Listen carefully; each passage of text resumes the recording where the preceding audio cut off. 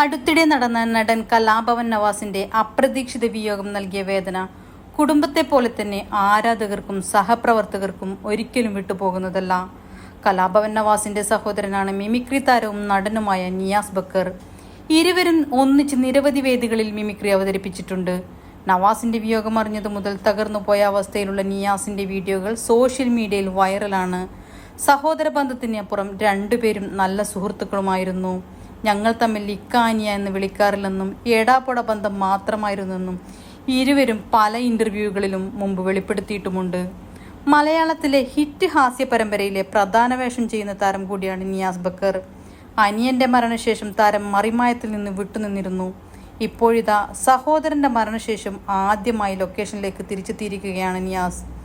തിരിച്ചെത്തിയ നിയാസിനെ സഹതാരങ്ങൾ ചേർത്ത് പിടിക്കുന്ന ചിത്രങ്ങളാണ് താരങ്ങൾ സോഷ്യൽ മീഡിയയിൽ പങ്കുവച്ചത്. ചിത്രത്തിൽ ദുഃഖിതനായി നിൽക്കുന്ന നിയാസിന്റെ തോളിൽ കൈയിട്ട് നടൻ വിനോദ് കോവൂരും സുഹൃത്തുക്കളും നിൽക്കുന്ന ചിത്രങ്ങൾ സോഷ്യൽ മീഡിയയിലൂടെ വലിയ കയ്യടിയാണ് ലഭിച്ചുകൊണ്ടിരിക്കുന്നത്. ഒരു തലോടൽ ആവശ്യമുള്ള നിയാസ് ബക്കറെ ചേർത്ത് പിടിച്ച മറിമായം സഹതാരങ്ങൾക്കും മറ്റെല്ലാവർക്കും ഒരുപാട് ആശംസകളെന്നാണ് ആരാധകർ കമന്റിലൂടെ പറയുന്നത്.